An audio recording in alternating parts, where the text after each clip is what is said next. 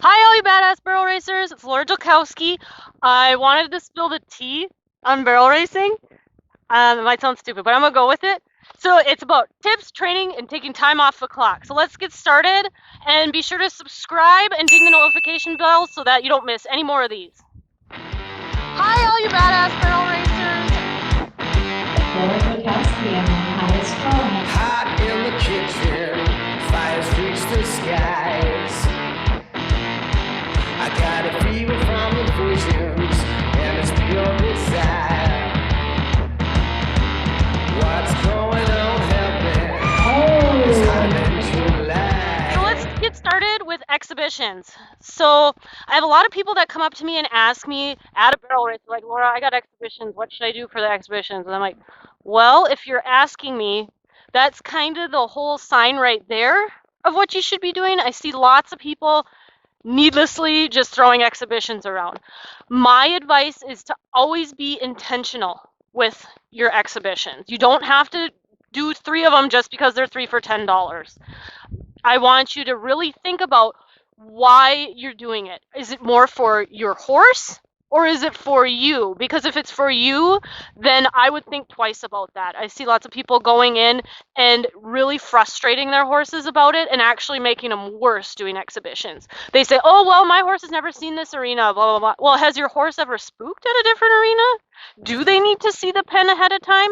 Can you do it on the outside of the panels? I mean, there's lots of questions to ask. I'm probably going to make a lot of barrel producers really mad here because I'm gonna get people not doing exhibitions. I see like older horses all the time with the young rider, and they just do the exhibitions because they think they need the practice. But if that's the case, my suggestion would be to practice mentally in your head or to get on the ground and actually walk the barrel pattern at home until you feel more comfortable with it. Or go ahead and ask the producer if you can go walk it on foot and be that weirdo in the middle of the arena. Do it. You know, whatever's going to help you, but don't screw up your horse doing it. Let's say you have a really nice finished horse and you just bought them and you want to go do exhibitions to get more used to them. All you're going to end up doing is frustrating your horse, which is going to frustrate you, which is going to make you more nervous than you were before. So my suggestion would be to just go ahead and wing it, do a nice pattern. If you're starting a younger horse, like this is Poppy, and this is her first year running. So I do exhibitions with her, but I do them intentionally. And when I say intentionally, I'm going out there to work on something with her. I want her to go to her points, be true and free, and know where she's going. If I don't need all 3 of them, I'm not going to take all 3 of them. If she does good on the first one, we're going to quit right there. A lot of horses, the more times they see the barrel pattern in an arena, the shorter they get. And when I say shorter, I mean the less free they're going to be and the more rady. So like a horse that's super push style, the more times they see the pattern, the more push style they're going to be, or the more they're going to drop into the second barrel, which is probably your problem if you're going to a bunch of exhibitions. Or they're going to be short even on the way home and be really anticipating their barrels. That's why it's like exhibitions, there's a fine line, just like everything in barrel racing. You know, if you need one, do one. Like if your horse is on Lasix, don't do a ton of exhibitions or don't do any exhibitions at all. If you're, like I said, if you're doing the exhibitions for yourself, then don't do them for your horse. What do you do once you've decided to do an exhibition? So like with Poppy here, what I like to do is I want to make sure that she's listening to me and paying attention, because now is your chance in an exhibition is to fix everything. People get all nervous in their exhibitions and get ahead of themselves and like, oh, people are watching and I need to go and make this perfect pattern, and then they get all upset with themselves. But now is your chance to go fix your problems that you're trying to come out here and fix.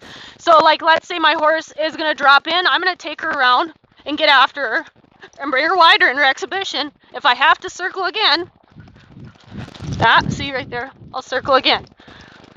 Things like that. You're out here to correct your issues that you necessarily can't fix at home, or you're out here to get your horse's confidence on a younger horse that might need it.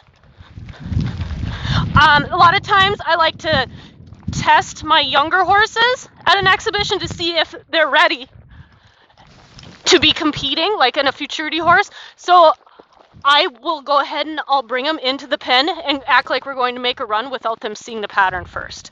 So then I know that I can go to these barrel races and have the confidence in my horse. So I'll go ahead and run them, and if like, ooh, let's say like she really cut into the second, then I can go ahead and trot and fix it.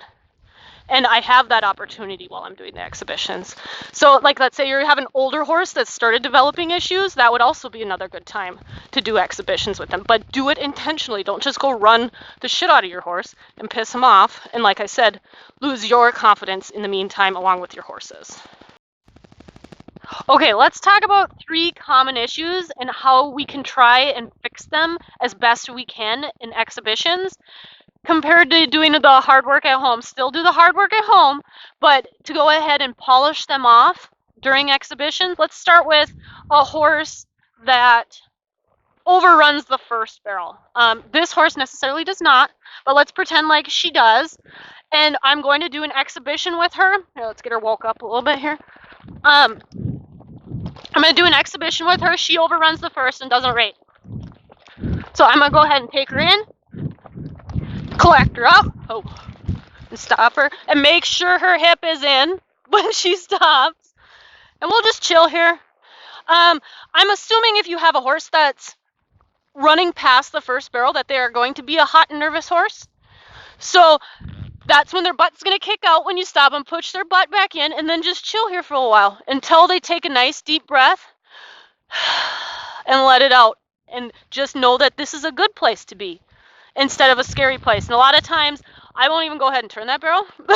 I'll come back. I'll do it again. And I'm not one for like slamming your horse into the ground, but they also need to be listening to you at the same time. So we'll go ahead, stop her here, and put her butt in, and then hang out. It's not going to be as pretty as this if your horse is hot and nervous, so don't worry about it. Take your time. You got 60 seconds in your exhibition.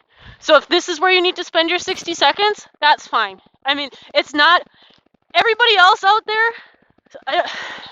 Everybody else's opinions don't matter. If this is what you need for you and your horse, you do you and your horse, not everybody else's horses. So we can just sit here and hang out until she's nice and quiet, and then I'm going to go ahead and walk around the barrel.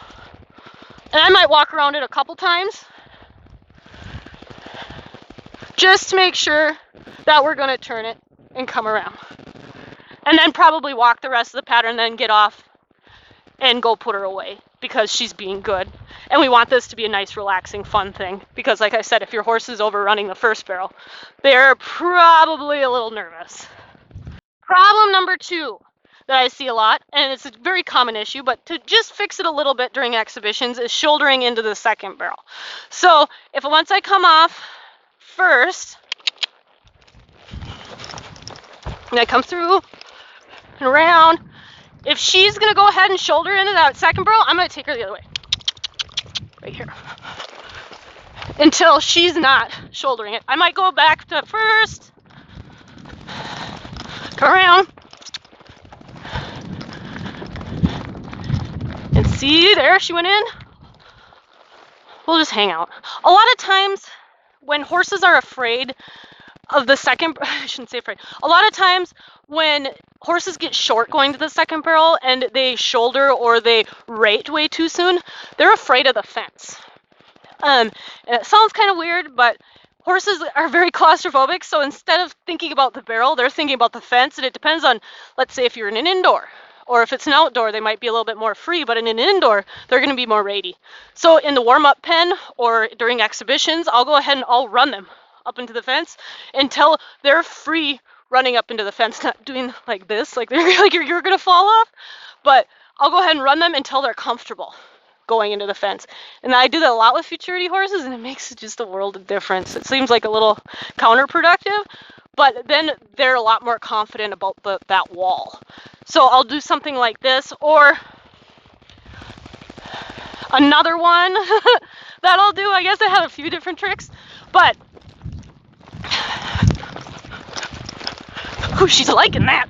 I'll go ahead and I'll stop her right here, which seems counterproductive, But then instead of going across the pen and thinking turning that barrel, she's thinking about stopping and stopping straight. So then if she's going and thinking straight instead of going in and thinking down and turn, then she's going to be running straight.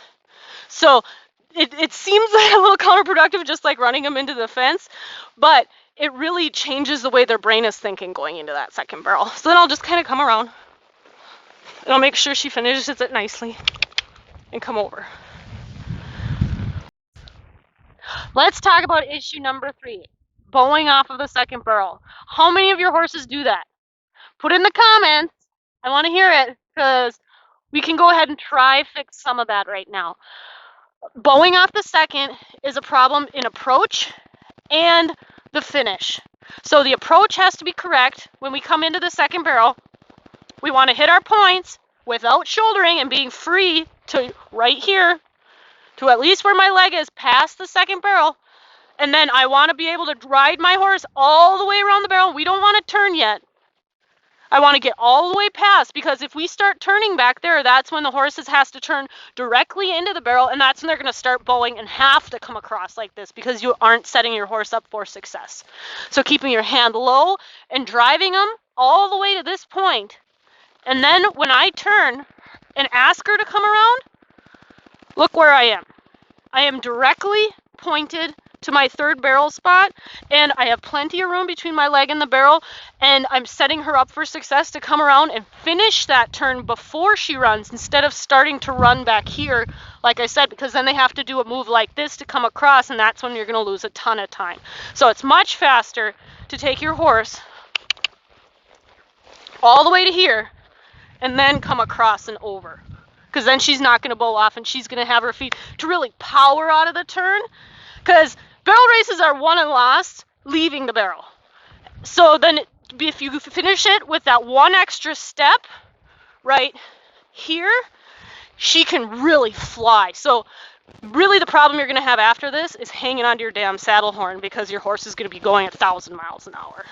If you're unsure of where you're supposed to be taking your horse or taking them this extra step here, be sure to watch my other video series. I'm going to put a link right here. The perfect barrel pattern, and then you can walk your horse through the barrel pattern and be confident into where you're taking them, which also increases your horse's confidence. So be sure to go back and watch that one. Again, I'm Laura Jelkowski. You can go to badassrodeo.com where you can send me your run and I can review it for you. We have lots of different options too, where we can do online coaching, and we have a really fun Facebook group with lots of like-minded barrel racers who bounce ideas off of each other, and you get weekly run reviews for free. So you got lots of different options to go ahead and improve your barrel racing from home.